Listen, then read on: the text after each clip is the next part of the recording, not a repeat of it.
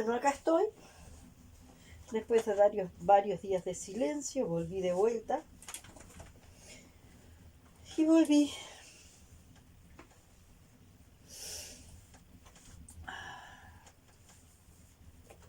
Después de procesos intensos, de instantes de haber ido a lugares muy, pero muy profundos.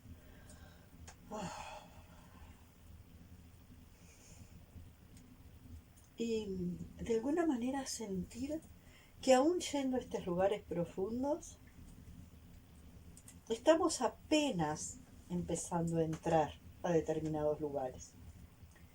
Yo vuelvo a decir, para mí hay un diseño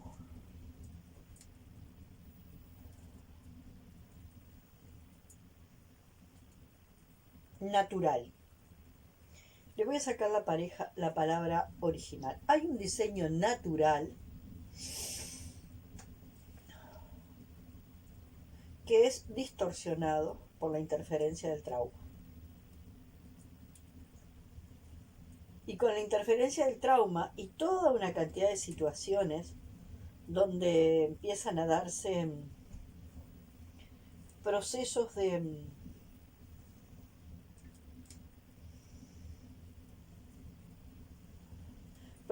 reemplazo, porque el resto en la naturaleza, los dispositivos de destraumatización funcionan muy fácil, porque funcionan. Voy a hacer acá un lugarcito en un equilibrio que es este.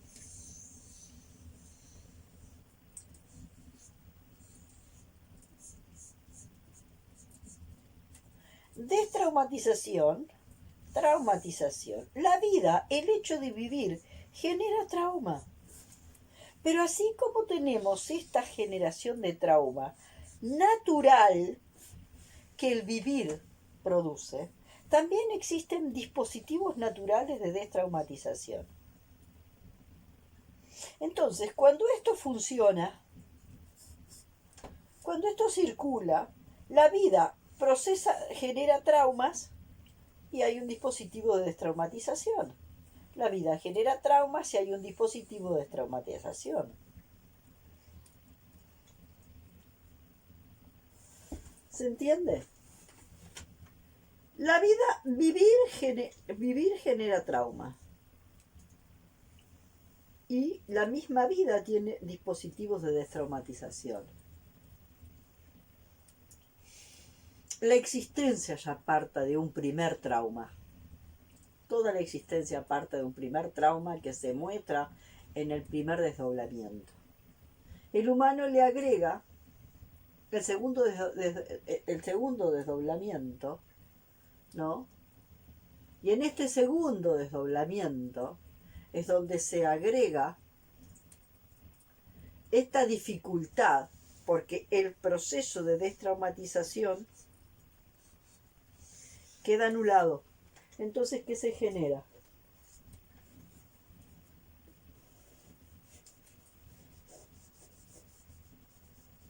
¿Se genera qué cosa?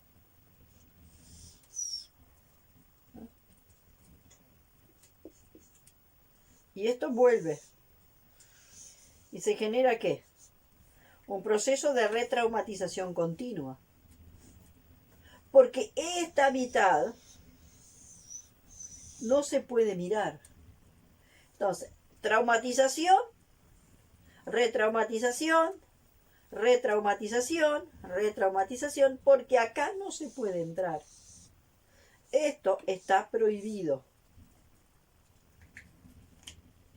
Y acá está todo lo que aún seguimos sin poder ver. Todo lo que evitamos ver.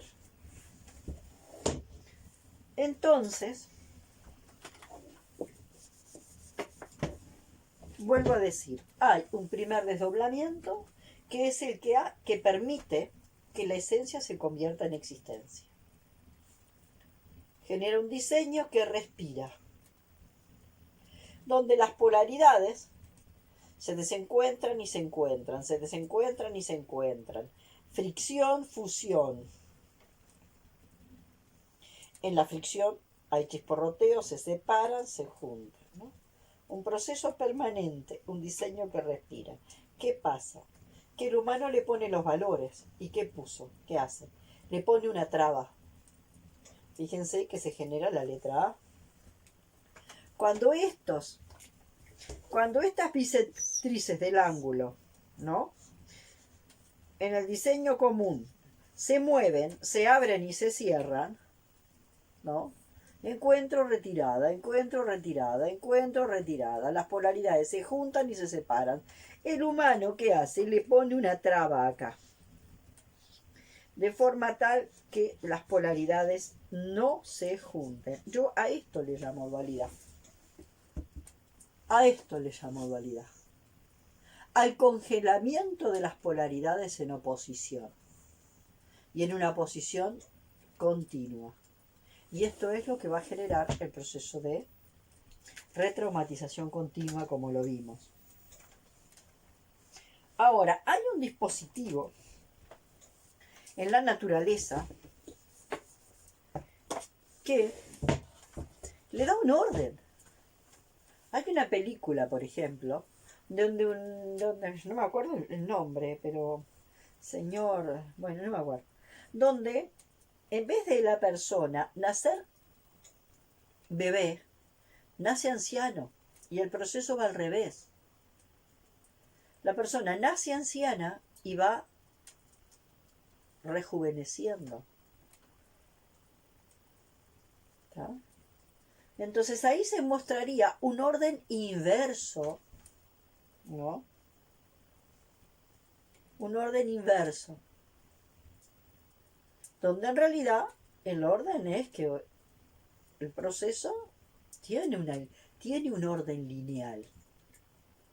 Arriba del cuarto plano no, pero acá, en este plano, el orden lineal existe,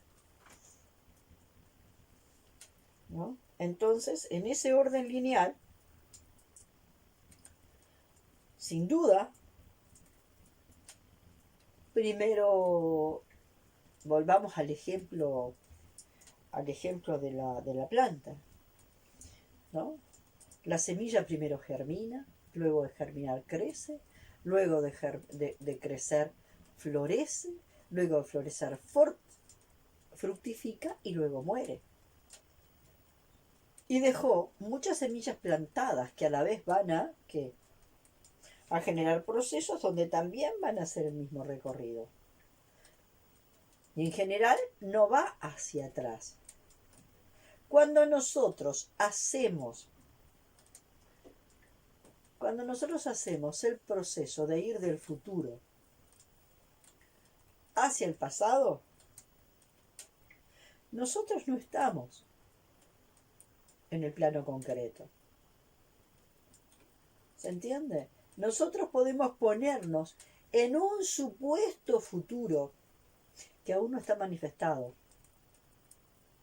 Y que ese es el futuro más adecuado y oportuno,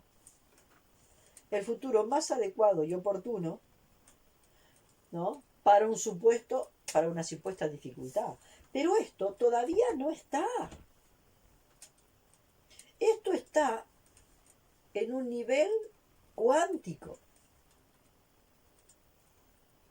Y como está en un nivel cuántico, nosotros podemos permitir conectar con eso. Pero no es que yo me voy a un futuro que ya existe en algún lugar. ¿Se entiende? Sino un futuro posible. Aunque también está la otra posibilidad de que algunos aspectos de un yo del futuro me pueda mandar señales. Eso es otra cosa. ¿Se entiende? Yo, por ejemplo, he mirado muchas veces Interestelar y me sigue dando material para mirar. Y en Interestelar lo que hay es un yo del futuro que manda señales a un yo de un supuesto presente, que para el yo del futuro es un yo pasado. en la relatividad. ¿No? Eso es una dimensión, donde un yo que ya está manifestado y en forma concreta en un futuro materializado, envía información a un supuesto presente que para aquel futuro es un pasado. Pero después está esta otra dimensión de la cosa, donde yo puedo conectar con un posible futuro que está en forma inmanifiesta, pero que ya hay una posibilidad de que se manifieste para manifestarlo. Son dos situaciones de relación entre pasado, presente y futuro. ¿No? Una, estoy atento a señales que me pueda mandar un yo del futuro,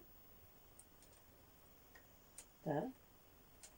Que ya está concretando cosas en un yo del futuro.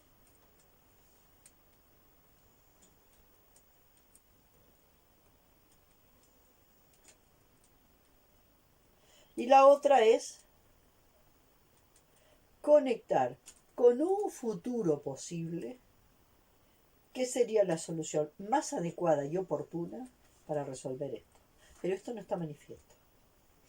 Acá está lo concreto, acá está una posibilidad abstracta, que está como posibilidad en el campo cuántico, que se puede ir manifestando. Si le vamos abriendo circuitos, si vamos abriendo circuitos biológicos para que eso se pueda dar, ¿no? Bueno, en función de eso y de todos los desórdenes que se han ido generando, yo traje hoy esto.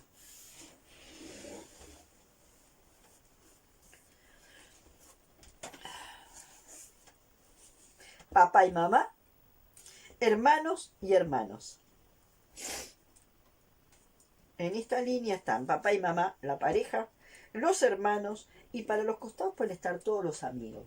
Acá hay una línea del dar y recibir entre pares.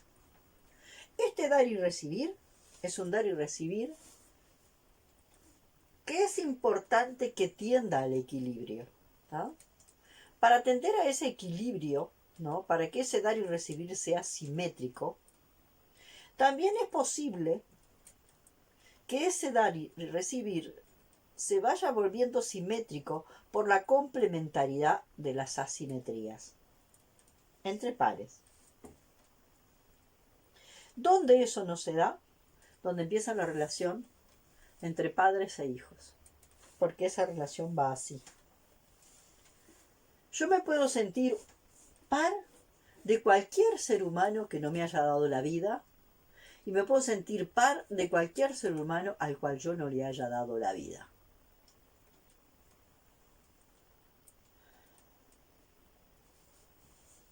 Eso es bien importante. Yo no me puedo sentir par donde en relaciones de este tipo donde yo recibí vida o donde yo di vida. Ahí no soy par. Y ahí el dar y recibir no puede ser simétrico. Ahí es netamente asimétrico. Ningún hijo puede parir a su padre. Entonces, los padres le dan a los hijos un plus que los hijos no le pueden devolver a los padres. Tiene que ir para allá. Y esto no quiere decir abandonar a los padres. Yo ponía simbólicamente, y esto no tiene que ver, estoy usando números de una manera simbólica. Acá supongamos que el dar y recibir tendería a ser de un 50% y un 50%. Un equilibrio en el dar y recibir, necesario en todas las relaciones entre pares. Sean amigos, sean socios, sean parejas, sean hermanos. Que a lo mejor a veces puede ser un 60 y un 40 y a la vuelta siguiente es un 60 y un 40, que se vaya equilibrando. Un equilibrio dinámico, pero que tienda al equilibrio, a la simetría. En este caso no puede, porque ahí hay una división de la vida. Quiere decir que los hijos pueden cuidar a los padres, por cierto, pero hay un 75%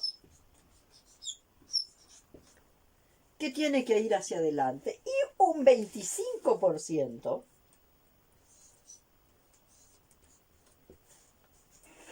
puede venir acá para cuidar a los padres. Por ejemplo, digo, a ver, los números simplemente de forma simbólica no quiere decir que esto tenga validez matemática. ¿Tá? Quiere decir que hay una asimetría, porque acá tengo un 25% y acá tengo un 65%. Entonces hay un plus, un plus a favor de qué? Del ir caminando hacia el futuro. ¿Ah? Del ir caminando hacia el futuro. Quiere decir que los hijos pueden apoyar a los padres. Si los padres están sufriendo una crisis, del tipo que fuere, económica, de salud, lo que fuere, los hijos pueden tomar de su 100% un 25% para venir a apoyar a los padres. Lo que no pueden es hipotecar un 50%, porque entonces la vida ya no fluye hacia el futuro. ¿Se entiende? Escuchaba, por ejemplo, hace unos días, de que Mel Gibson, no sé si es cierto o no, pero la información anduvo en Facebook, Mel Gibson descubre o denuncia una red de cantidad de niños que son casados, como antes casaban los esclavos, ahora casan niños, porque hay un grupo de terribles mafiosos ricos y que también aparentemente eso ha entrado a Hollywood, donde se alimentan, toman sangre humana y sangre de niños. Y ahí explica todo, cuáles son las sustancias que tiene la sangre del niño y cómo hay unas proteínas o unos ciertos elementos en la sangre del niño que genera una revitalización celular en las personas, y en ese revitalizarlas las mantiene fuertes, las mantiene jóvenes y las mantiene activas con un nivel, ¿no? Donde de alguna forma que no sería el acorde a la edad. Fíjense, se toman niños para mantener a viejos. ¿Qué pasa con eso? En el trasplante de órganos, cuánto se toman personas jóvenes para darle órganos a personas mayores. ¿Qué pasa? ¿Qué pasa cuando esto se invierte? Cuando para adelante hay un 25 y hay un retorno tan grande hacia atrás. Es lo que fuere. Cuando un hijo, por ejemplo, y es muy común que un hijo deja de estudiar para cuidar a su mamá o a su papá. Cuando un hijo abandona su carrera y se pone a hacer cualquier cosa para cuidar a su mamá y a su papá. Ahí ya se está mostrando este fenómeno de la parentificación. La parentificación tiene que ver con eso. Con que la energía, en vez de fluir hacia el futuro, fluye hacia atrás. Entonces, personas que hipotecan su futuro, hipotecan su destino, renuncian a su destino para cuidar a los padres. Lo que se ve generalmente es que en ese cuidar a los padres rehuyen del futuro. ¿No? Y rehuyen del futuro porque el presente les está haciendo difícil. Entonces, en cuidar a los padres de esa forma tan absoluta, encuentran un sentido a sus vidas. Y no estamos hablando de abandonar a los padres, estamos hablando de que el cuidar a los padres no puede hipotecar el 50% de la vida de una persona, porque si bien acá está la jerarquía, acá para el futuro está la prioridad. ¿Ah? No es que haya que abandonar a los padres, pero los padres, los abuelos y los progenitores tienen la jerarquía, pero la prioridad la tienen la progenie. La vida va para allá. Entonces, sin duda que hay una edad que los padres necesitan cierto cuidado. Y es importante darles un cierto cuidado a los padres. Y es importante generar cuidado. Yo decía una vez que parecía raro en todo esto, porque todo este desorden hace, decía Hoyo, genera una situación bien complicada, decía. Porque si uno empieza a ver, muchos niños no quieren vivir. Niños, jóvenes, adolescentes no quieren vivir. Y los ancianos no quieren morir. Algo no está bien. Quiere decir que cuando se necesita querer la vida y abrazar la vida, no se abraza la vida. Hay una especie de desgano, hay una especie de desazón, hay una especie de no entender la vida y parece que no se sabe cómo, pero cuando la muerte se acerca, entonces nadie quiere morir. Y eso es bastante raro. Tiene que ver con que lo que es la vida y la muerte no están entendidas en esta cultura. Lo que es la vida y la muerte siguen sin ser entendidos en esta cultura. Entonces, esto es muy claro. Si yo digo que yo voy a tener con mis hijos un equilibrio en el dar y recibir, generalmente estoy poniendo a alguno de estos hijos lo estoy poniendo en el lugar de algún hermano. Cuando yo tomo a este hijo y lo coloco acá, estoy usando a este hijo como reemplazo de un hermano. Y ahí es donde yo quiero tener un dar y recibir en equilibrio. Y entonces yo le doy 50 y él me da 50. No, con los hijos la cosa no es así. No puede ser así. Porque hay un 50% que da la fuerza para que la vida vaya hacia el futuro. Y la fuerza de la vida vaya hacia el futuro con claridad. Algo se ha roto. Algo se ha roto. Hay como una desesperación. Y yo siento que hay como una desesperación que genera el miedo a la muerte. Tremendo miedo a la muerte que nos hace que cuando se empieza a acercar la muerte queremos vivir a toda costa. Y cuando teníamos que haber abrazado la vida, no la abrazamos. Ahora, si nosotros hubiéramos abrazado la vida cuando niños, cuando jóvenes, cuando adolescentes, cuando adultos mayores, la hubiésemos abrazado plenamente a la vida, ¿no? Y la hubiésemos aprovechado.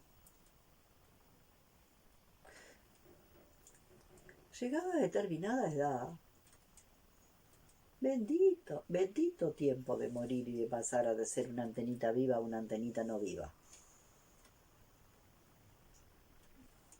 Bienvenido. Vamos a poder hacer desde otro lugar, como antenitas no vivas, vamos a poder hacer desde otro lugar, como antenitas no vivas, lo que tengamos que hacer. Entonces, esto me parece bien interesante. Se confunden mucho. No puede haber un dar y recibir asimétrico entre los padres y los hijos. A nivel de la conciencia, los padres dan y los hijos toman. Y los padres a veces pueden recibir alguna resonancia de los hijos, pero la reciben sin que haya intención de reeducar a los padres, ¿se entiende? Por resonancia, los padres se asombran ante lo que los hijos muestran, se asombran, y los padres se asombran y crecen con lo que los hijos muestran. Pero no hay intención de los hijos de reeducar a los padres, sino que los padres se asombran ante eso que los hijos muestran. Ante lo nuevo que los hijos muestran, los padres se asombran. Y otra cosa bien importante es que en esto de la prioridad, y de reconocerles ese 75% a los jóvenes, a los hijos, a los nietos.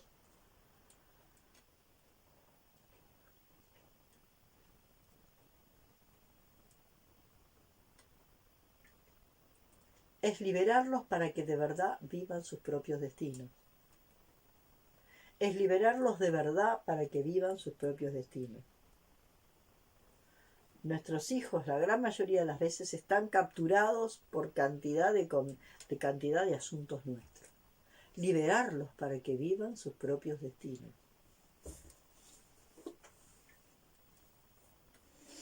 Entonces, como veíamos el otro día, ¿no? Que era bien interesante aquello que veíamos, porque se da una cosa bien significativa. Fíjense, decíamos que acá vienen las montañas y que acá vienen las montañas y que esto corre hacia el mar, que el río de la vida, de alguna forma, el río de la vida baja de las montañas y corre en esa dirección hacia el mar. Y que acá están los grandes y acá están los chicos. Y sin embargo, en otro nivel de cosas, en otro plano, estos chicos representan la evolución. Porque ese 75% que yo, ¿no? Esa diferencia entre el 25 y el 75, hay un 50% que empuja para allá. ¿Y eso cómo se muestra? Como la evolución, como lo nuevo.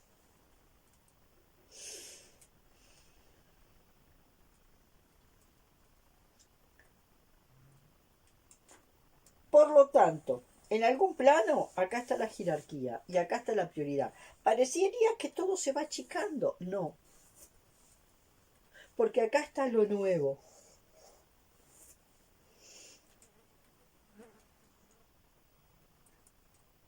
Y acá, en eso nuevo, que sería algo, eso nuevo que se reelabora,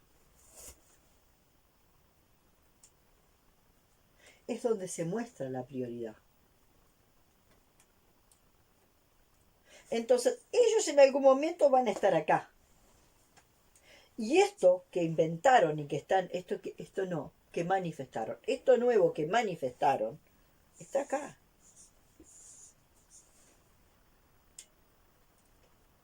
Procesado adentro.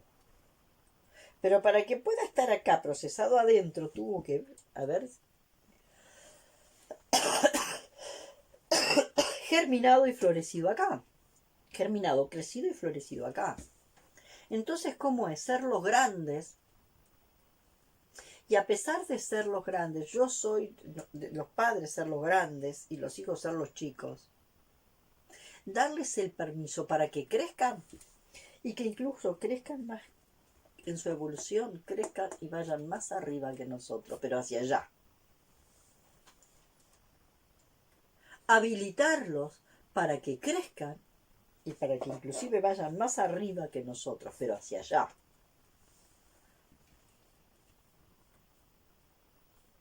Es como si nosotros le pasáramos una posta y que en esto que yo hice, que mi experiencia de vida te la paso a ti, y tú vas a hacer con esa experiencia de vida lo que tú desees. Le vas a dar tu impronta. Entonces acá este hijo, con lo que le dan los padres y lo que él trae, y ahí se verá cuánto esta persona, ¿no? Cuánto el hijo, supongamos que de los padres toma, volviendo al tema de los porcentajes, ¿no? Supongamos que de los padres toma un 30% y hay un 70% que viene en él.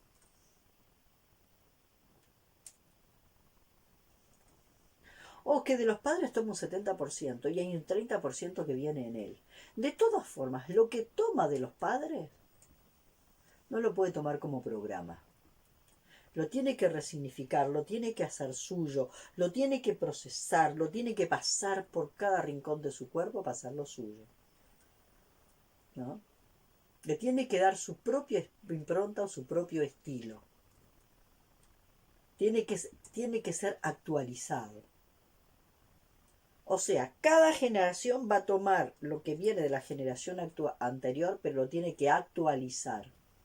Tomo de mis antepasados su legado y yo tengo el derecho y el deber de actualizarlo en este presente y ponerlo al servicio del pasado.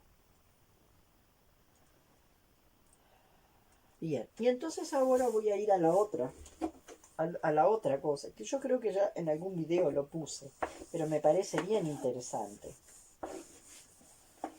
¿Qué es cómo se da esto de procesar pasado?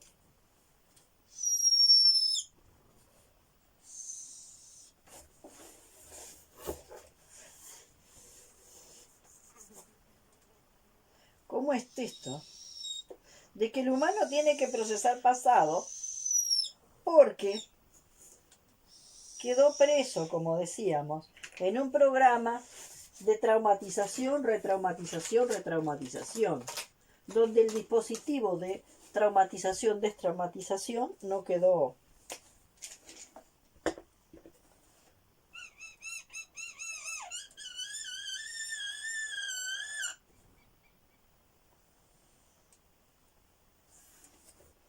A veces anda uno, otras veces anda otro. Bueno, ¿cómo es que yo puedo ir hacia ese pasado? ¿Cómo es que yo puedo ir a ese pasado?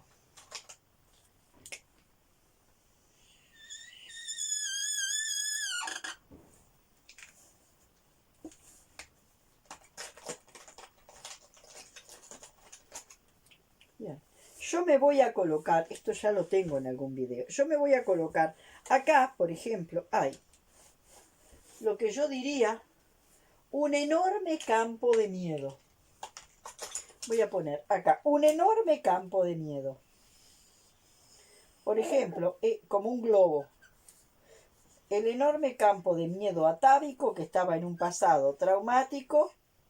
Este campo de miedo estuvo congelado y ahora con el tema del coronavirus todo ese campo de miedos atávicos se destapó. Y este campo de miedo me puede tomar. Si este campo de miedo me toma como un huracán. Y entonces yo no lo puedo procesar. Él me arrastra, me toma como un huracán.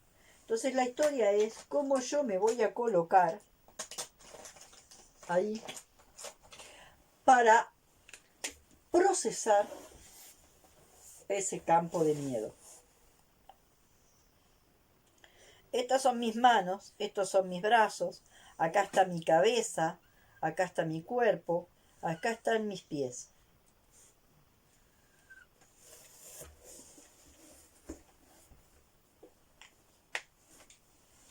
Yo me pongo ahí y el miedo pasa a través mío. El miedo va a caer por estas manos y pasa a través mío. Y yo actúo como procesador de miedo. Y entonces este miedo, en la medida en que yo voy procesando miedo, este miedo que se empieza a desinflar. ¿Cómo se desinfla un globo? Y cada vez más miedo pasa por mí y este miedo que va pasando se va achicando cada vez más y se va desinflando. Mis pies tienen que estar acá. Luego yo, ante esa situación, me pongo de pie.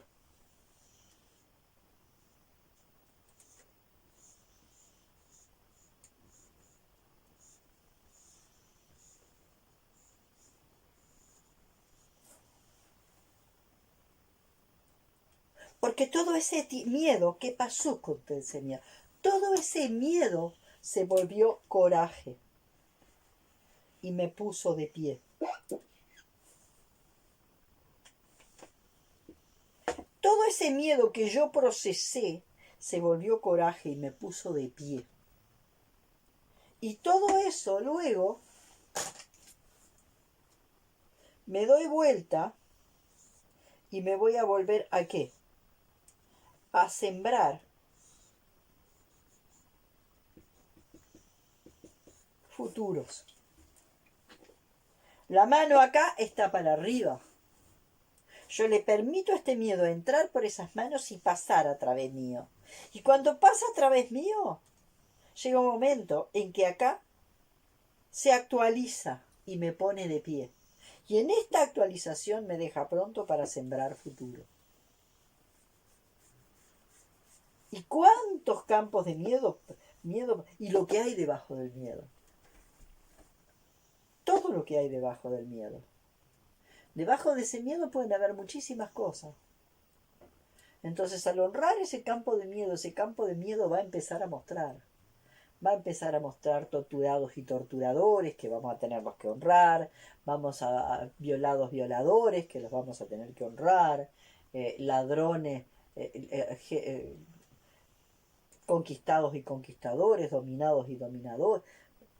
Todas las duplas que se cristalizaron generando procesos de duelo que están debajo de este miedo, todo eso empieza a aparecer cuando yo empiezo a entrar a este paquete de miedo.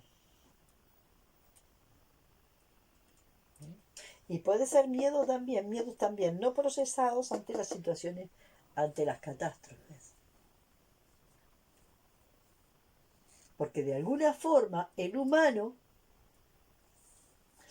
perdió esa capacidad de traumatización. Bueno, esto sentí que lo quería poner de vuelta. El otro día, por ejemplo, estuve representando a gente con miedo, a trabajadores de la salud con miedo, con un enorme campo de miedo que los estaba tomando.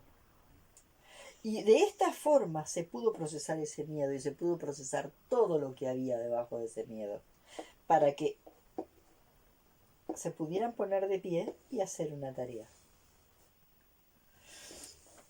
Bueno, la otra cosa que hoy quería decir tiene que ver con una diferencia bien importante entre telones y trastienda.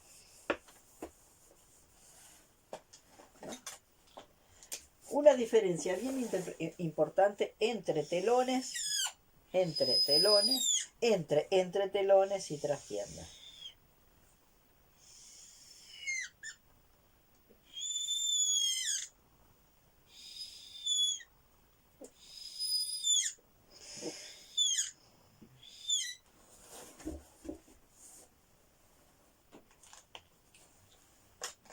Los entretelones de cosas que de alguna forma se quiere evitar que se vean acá.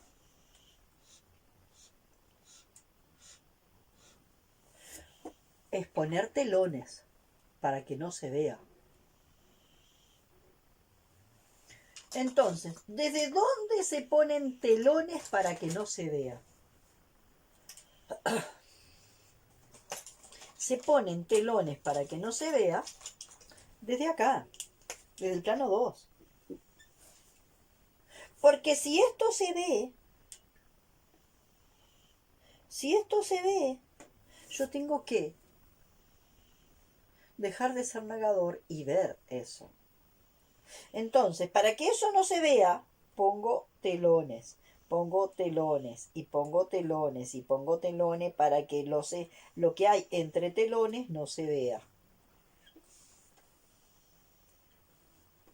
Entonces, sin duda, el paz ciego, la derecha ciega, el paz ciego, es el más negador de todos, que va a estar permanentemente poniendo telones. ¿No? Acá sería, si lo volvemos al diseño, sería, ¿no? Sí. ¿No? ahí, poniendo telones para que esto no se vea, para que esto no se vea, para que esto no se vea, para que esto no se vea.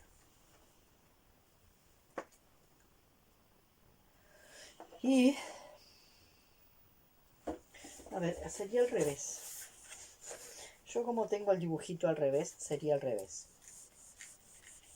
Porque el pasiego estaría para el otro lado.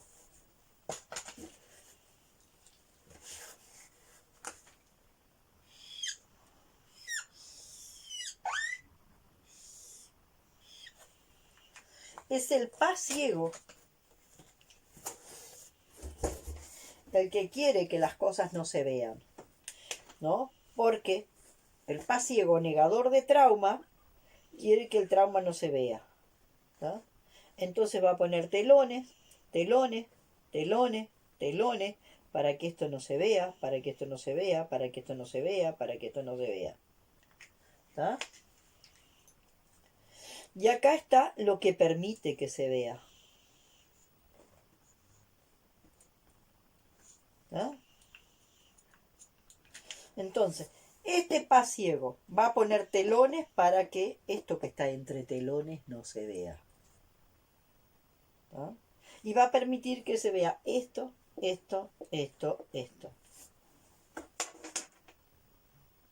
Y es acá donde se va a querer destapar.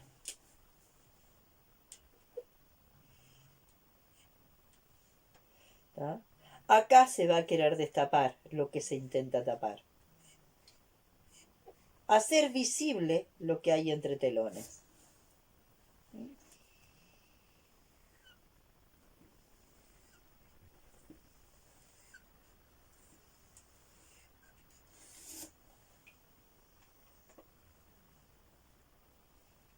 El tema es lo siguiente, que esta herida, que hace visible la herida, no la sabe gestionar, si no mira la trastienda. Entonces, la izquierda lo que intenta hacer es hacer visible lo que la derecha quiere tapar. Pero no sabe gestionar eso. No sabe. Entonces, desde acá hay una actitud represora. Y acá hay una actitud supuestamente liberadora. Liberadora de lo que está entre telones. Pero esa liberación lo único que hace es desparramar la herida. Y ponerle parches. Entonces es ahí donde empezaríamos recién a mirar la trastienda. Y la trastienda la miramos desde acá.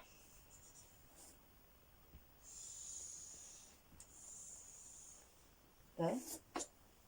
Entonces, lo que hay entre telones es esto. Que el paz ciego lo quiere tapar, tapar no existe, no es lo que... Porque el paz ciego es negacionista total. La herida quiere mostrar todo lo que está, lo que el paz ciego quiere tapar. No existe, negación, negación, negación. Pero la herida sigue en el victimismo. Y entonces se va a poner justificando todo y queriéndolo resolver con parches. No va a mirar desde acá. Porque es desde acá donde se va a ver la trastienda. Y la trastienda se va a ver ¿dónde? La trastienda se va a ver acá. Es desde acá que yo voy a mirar esto y de dónde va a venir. Desde acá es donde yo voy a mirar esto y a dónde va a venir. Entonces, una cosa son los entretelones que la izquierda, ¿no? La más herida, la izquierda quiere mostrar. Quiere sacar a la luz lo que llama injusticias. ¿Y qué va a hacer con esas injusticias? No va a buscar la causa raíz que está acá. Le va a meter remiendo a como dé lugar. Y en ese meter remiendos, ¿no? De lo que esta derecha quiere tapar, no resuelve nada. Porque no hay ningún conflicto que se resuelva con remiendos. ¿Está? Entonces, esa es la diferencia. Entre telones es esto que se intenta tapar. Que la derecha ciega intenta tapar. Y lo intenta tapar porque de verdad necesita taparlo. Porque no puede entrar a esos niveles tan profundos de trauma. No puede. La izquierda sacude los telones para que se vea lo que hay escondido detrás de los telones, pero tampoco lo resuelve. Porque falta la mirada desde dónde. Desde acá. ¿Acá? Entonces tenemos,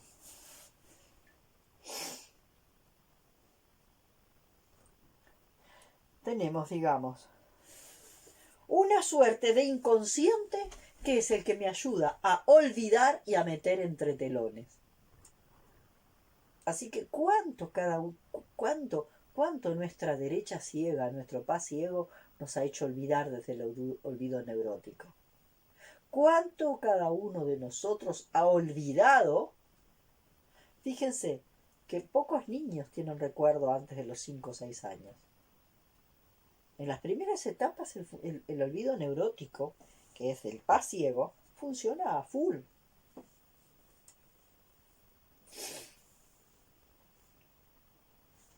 Cuánta derecha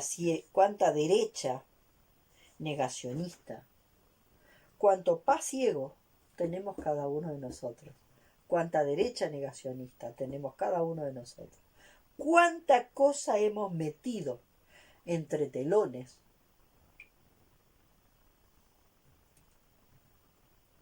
cuánta cosa hemos metido entre telones mediante el olvido neurótico para sobrevivir, porque no podíamos sobrevivir a determinados niveles de herida, no podíamos. Bueno,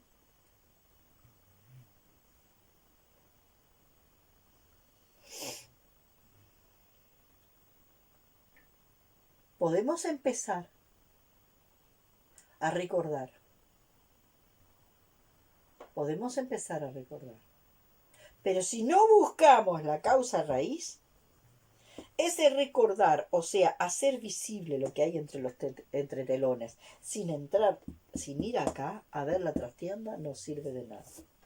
Entonces esa es la diferencia entre los entretelones, que son cosas que ocurrieron en nuestra propia historia personal y que hemos decidido olvidar, y de alguna forma la trastienda. ¿Ah? Entonces, ¿por qué? Cuando de alguna forma ese recuerdo sale entre telones, o sea, aparece en nuestro inconsciente personal, ese inconsciente personal nos va a remitir al inconsciente familiar, al inconsciente local, al inconsciente colectivo. Y todo eso va a estar acá.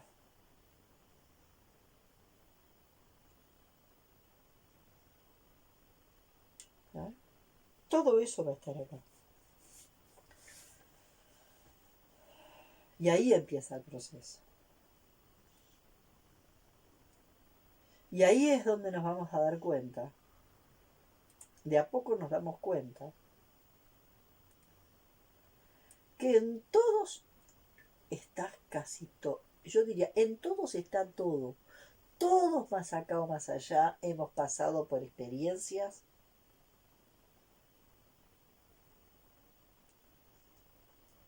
muy parecidas, muy similares. Con el toque original de cada uno, sí. Pero en su estructura básica hemos pasado por las mismas historias de traiciones, de abandono, de pérdidas, de...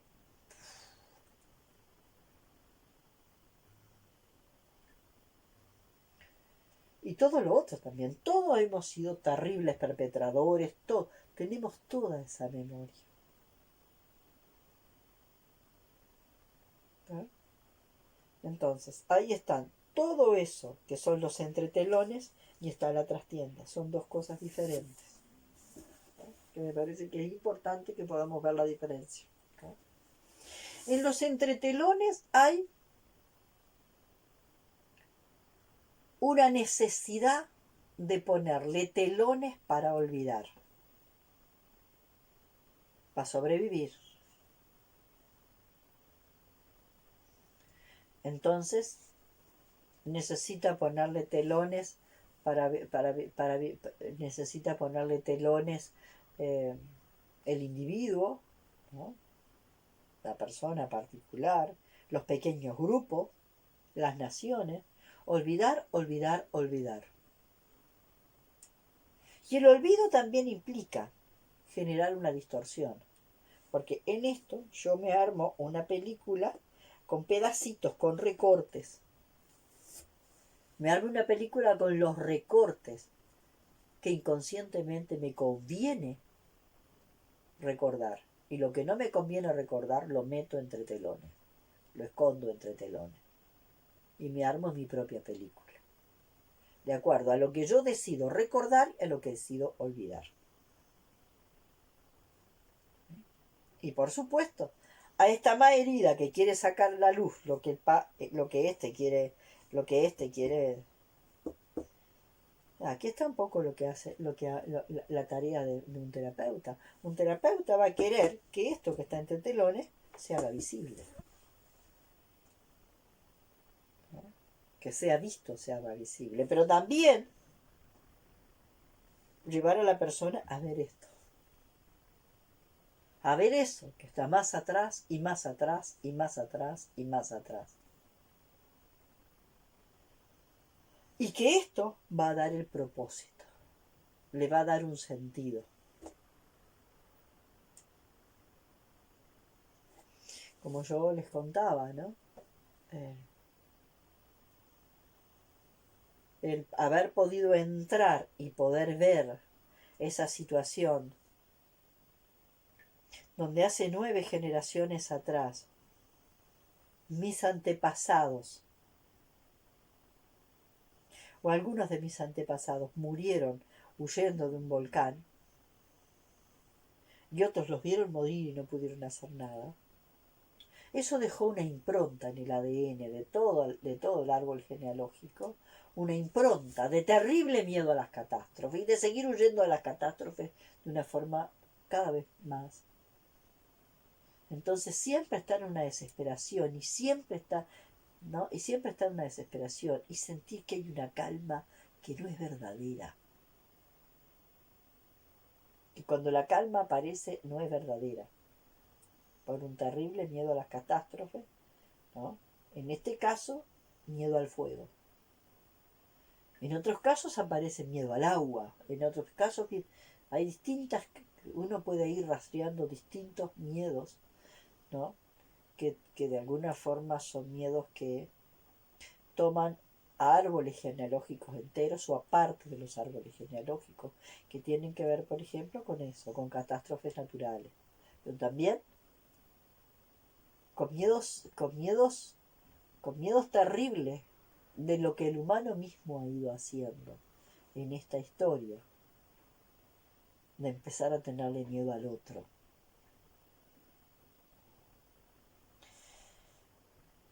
Hoy me parecía que era importante esa diferencia entre telones y trastiendas, porque eh, no alcanza con sacar a la luz lo que se quiso olvidar.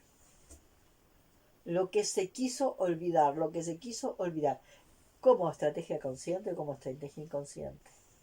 Para sobrevivir, el olvido neurótico hace el esfuerzo de ¿qué? De olvidar, ¿no? Pero no alcanza solamente con borrar los telones para un costado y ver. Los telones son el olvido neurótico, ¿no? Los telones son el olvido neurótico. Es un mecanismo de sobrevivencia del olvido neurótico, ¿no? Ahora, cuando veo eso, ¿qué ocurrió? eso terrible, tengo que irle a buscar la trastienda. Porque tiene un porqué. Y tengo que ir a buscar el propósito, porque tiene un para qué. ¿Tá? Y eso me parece bien importante, como tener la diferencia. Bueno, a veces repito mucho las cosas y no sé. Y cuando repito mucho las cosas, a veces por algún motivo me parece que no estoy encontrando la claridad suficiente como para ver la diferencia.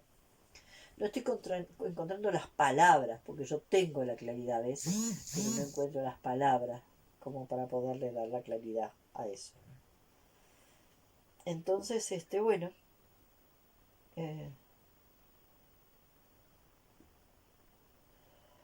la otra cosa que quería decir hoy es que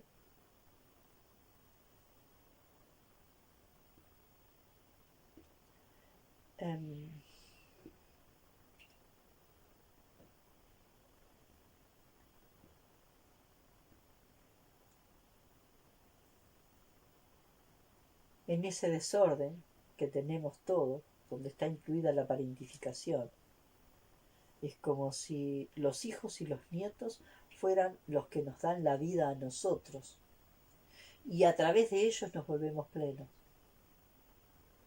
Y tiene que ser absolutamente al revés. Nosotros tenemos que ir encontrando nuestra plenitud para poder irradiar plenitud hacia el futuro. Si no, en vez de darles apoyo, respaldo y empujarlos hacia el futuro para que ellos miren una luz que está para allá, ellos se vuelven luces que no miran a nosotros. ¿Se entiende? Fíjense. Acá estoy yo. Madre, abuela, bisabuela, lo que sea. Y acá está el nieto. ¿Y el nieto tiene que agarrar y darme la luz a mí? ¿O él tiene que iluminar su camino? Entonces, si yo no tengo luz y él me va a dar luz, si yo no tengo, si mi vida no tiene sentido y ellos me dan sentido, ¿cómo ellos van a encontrar su propio sentido? Sos la luz de mis ojos. Sos el sentido de mi existencia. Sos la alegría de mi vida.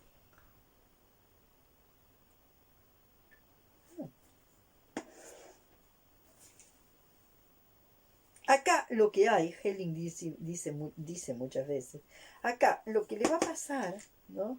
Lo que le va a pasar es una suerte de nostalgia. Empieza a ver como una nostalgia. Porque el tiempo pasa y el hijo crece. Y hay una suerte de nostalgia.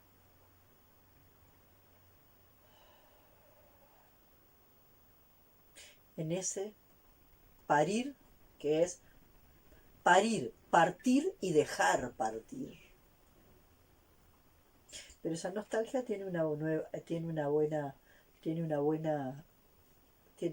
contracara, que nos vuelve hacia nosotros. Y nos vuelve a hacernos encontrar en una nueva profundidad con nosotros mismos. En otra vuelta de nosotros mismos, ¿no?, hacia nosotros. Es decir, que la nostalgia es una oportunidad para ir un poco más adentro y dejar y parir, dejar partir. Parir, dejar partir.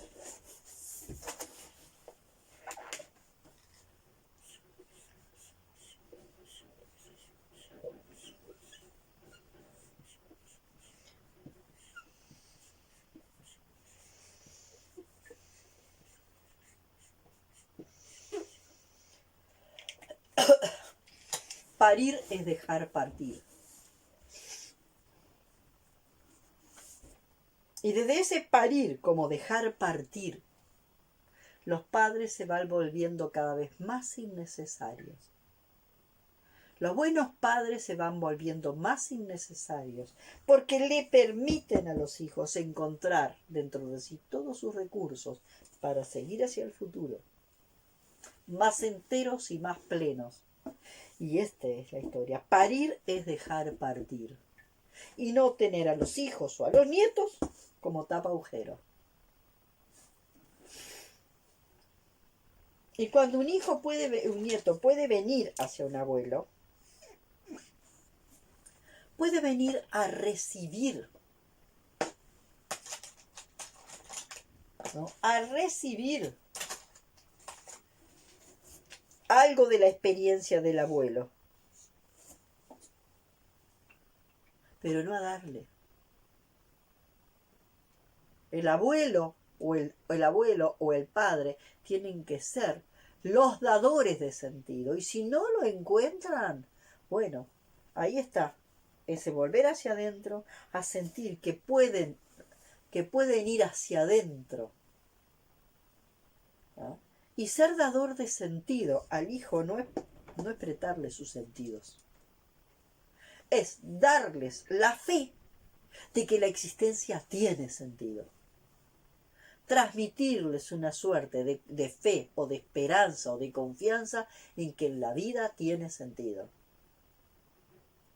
Entonces, acá volvemos hacia adentro, a la búsqueda de sentido, para poder confiar que hay un sentido y que ese sentido se descubre al andar, instante a instante, que el sentido no es un programa, que el sentido es algo que se expresa y que es inconceptualizable. El sentido es respirar la vida, experimentar la vida, procesar la vida, ¿no? Y expandir conciencia.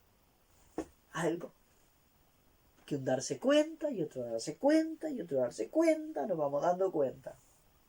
Pero entonces parir es dejar partir. Entonces alguna vez el hijo o el nieto pueden venir al abuelo, porque el abuelo como anciano sabio tiene cosas para ofrecer.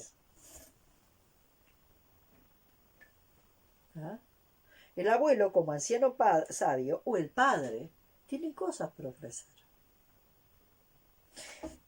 Pero es él el que tiene que venir a buscar lo que el abuelo, y no el abuelo depender de que él sea mi luz.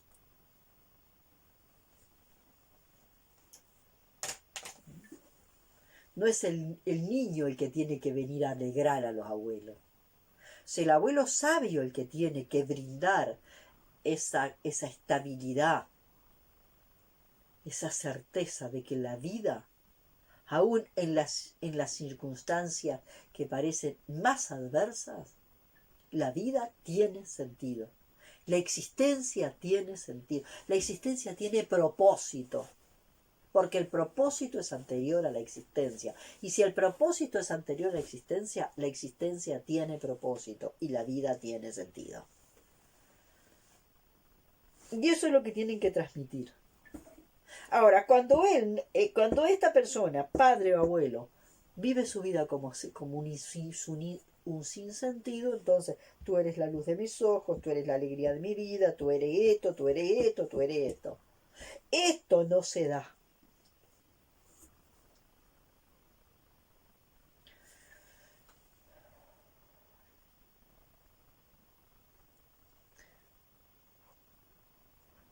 Y por supuesto que sí. Que muchas veces los padres y los abuelos vivimos crisis enormes donde de verdad llegamos a infiernos donde nos parece que todo no tiene sentido. ¿Qué sentido tiene vivir en este gran manicomio? Pero de ese sinsentido y de ese caos donde no le encontramos sentido a nada, es desde ahí donde se encuentra. De trascender los momentos de sinsentido, es donde uno empieza a conectarse con el propósito de la existencia. A través de trascender los instantes adversos y caóticos que parece que no tienen sentido, es en ese momento donde se empieza a encontrar el propósito de la existencia, porque el propósito es anterior a la existencia y es el que mueve la existencia. Y si no, los hijos y los nietos se vuelven dadores de sentido, de afuera hacia adentro. Y el sentido que viene del sinsentido, el sentido de la vida que viene del sinsentido que podemos admitir, asumir, reconocer y procesar, nos conecta con el propósito de la existencia, que es anterior a la existencia.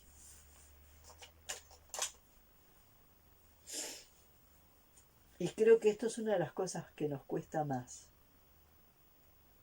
Y que es ese partir, parir y dejar partir. Y acá revisando y revisando y revisando y revisando más adentro.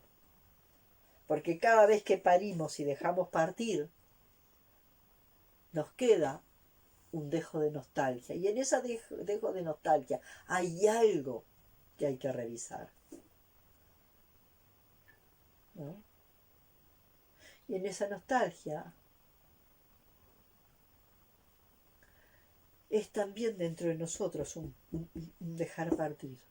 Tenemos que dejar partir al niño chiquititito para poder ver al adolescente.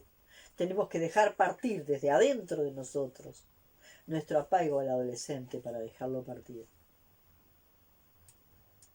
Tenemos que dejar partir de adentro de nosotros, porque no es solo parir, dejar partir al otro, al hijo o al nieto. Es dejar partir a una representación interna que nos hicimos del hijo que queríamos tener.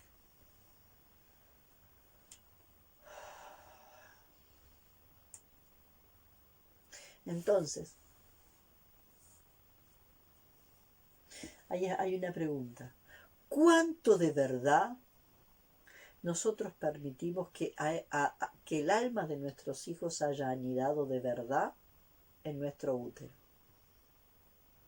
¿Cuánto de verdad dejamos que el alma de nuestro hijo haya anidado en nuestro útero?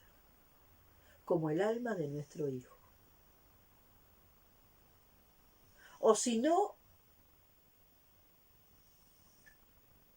desde el momento mismo que el alma fue entrando a nuestro hijo, nosotros ya no, a nuestro útero, ya no le impusimos ya no le impusimos un contrato. Eso que, por ejemplo, se ve tan claro que Jodorowsky dice, el contrato con los nombres. ¿Cuánto de verdad le permitimos al alma de nuestro hijo que anidara en nuestro útero? No, le voy a poner el nombre de tal actor. ¿A quién metí yo en mi útero? ¿A mi hijo o al actor fulano? Entonces le puse a mi hijo, ¿no?, el nombre del actor. La carga de los nombres que les ponemos a los hijos ya nos va mostrando cuánto de verdad le permitimos al hijo que fuera el mismo.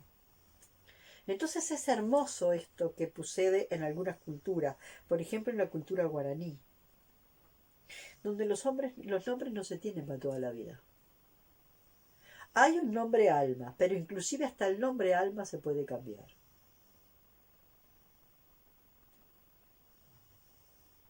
Entonces, si hay una cosa que tenemos que ver es cuánto de verdad dejamos a esa alma que venía a encarnarse, que venía a anidar en nuestro útero, cuánto la dejamos. Mirar los nombres que les pusimos a los hijos. Y ver el contrato, el pesado contrato que le pusimos a nuestros hijos en los nombres que les pusimos. Y cómo podemos de a poco nosotros como madres y padres liberarlos de esos contratos. Y aliviarles, sacarles ese contrato.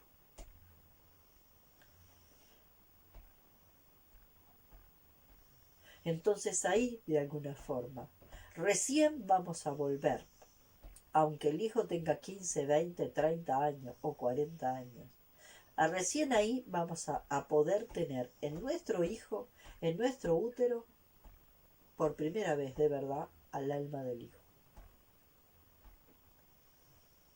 ¿no? Es como si le permitiéramos entrar de verdad a nuestro útero, al alma del hijo, cuando lo liberamos de todas las expectativas y de todos los contratos y de todas las cosas que le ponemos.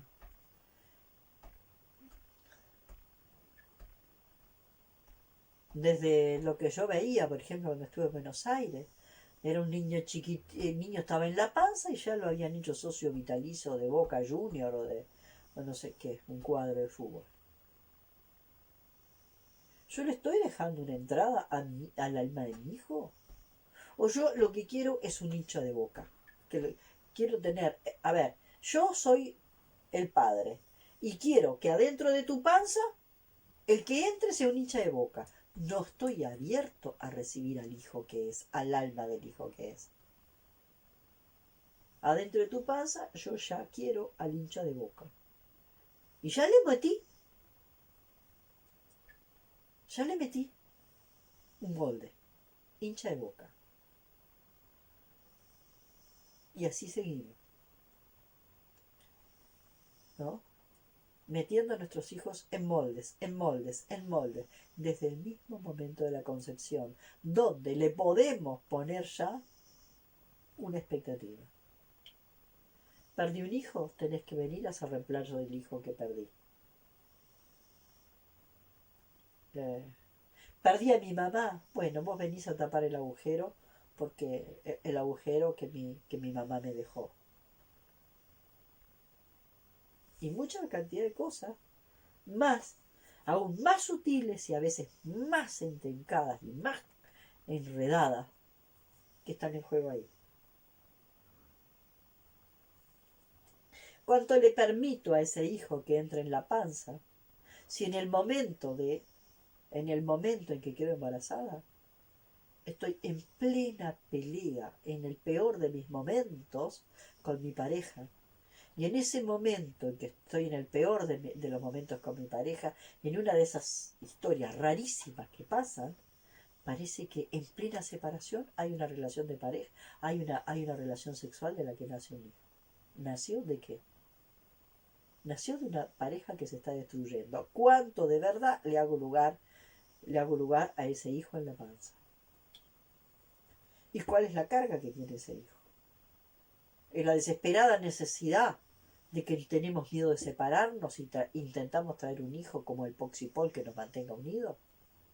¿O el gancho que tiene la madre para poder retener al padre? Pueden haber otras cosas también. Puede haber que de alguna forma, por algún motivo, una madre en esos momentos, bueno, quiere hacer un cierre con esa pareja y quiere hacer un cierre hermoso, y en ese intento de hacer un cierre hermoso queda embarazada. Entonces, bueno, poder ver un lado y el otro de la cosa.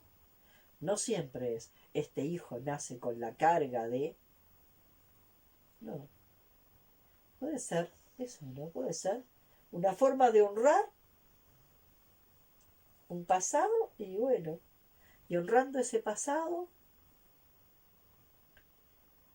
querer tener como un testimonio de ese pasado vivido con esa persona. Parecería que la carga no es tan difícil, ¿no? De todas formas, la llegada del hijo no es te doy la bienvenida a ti. Siempre hay alguna vueltita ahí que no termina de ser del todo, ¿no? Ese recibir pleno al hijo. Entonces, una de las cosas que nos tenemos que dar cuenta es que todos los, todas las personas antes de ser padres creemos que vamos a ser mucho mejores padres que nuestros padres.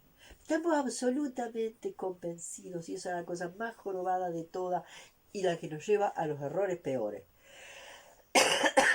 Todos los hijos que somos capaces de ver los enormes errores de los padres, nos creemos que vamos a ser muchísimo mejores que nuestros padres y cometemos los mismos errores, solo que al revés. O iguales o al revés.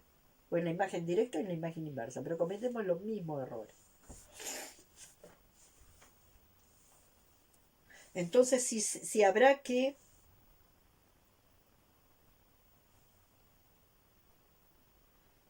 estar lúcido, ¿no? Para ir revisando errores sobre la marcha. Lúcido, pero además relajadamente lúcido. Relajadamente lúcido, sabiendo que de alguna forma andamos así, como el pato, un paso, una cagada. Y revisando y asumiendo ese error, tomándolo como oportunidad. Y quitándole cada vez más la carga de error, ¿no? Error, terror. Error, terror, terrible. Terrible, terror, error. ¿No? Sino que tomar el error como una oportunidad. Como ese traspié que venía caminando medio distraído, tengo un traspié y tomo conciencia. Bueno, hoy era lo que quería contarles un poquito.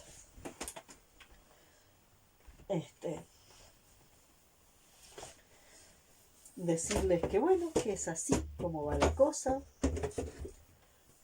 cómo va este proceso y lo que yo voy compartiendo.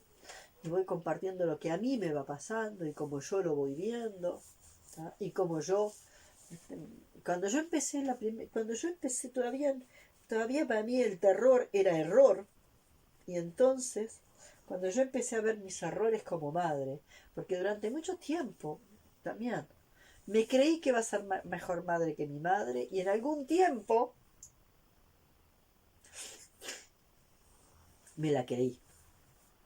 Después me di cuenta que la cosa no era tan fácil y que cometía errores, pero yo sentía que mis errores eran tan inferiores a los errores de mi mamá, que los errores de mi mamá eran gigantes y los errores de mi mamá eran así, los errores míos así.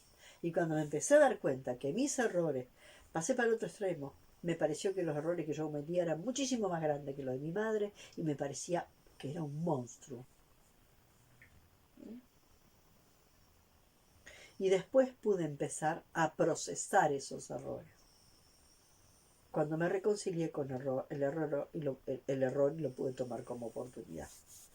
Y hay algo bien importante que empezó a cambiar.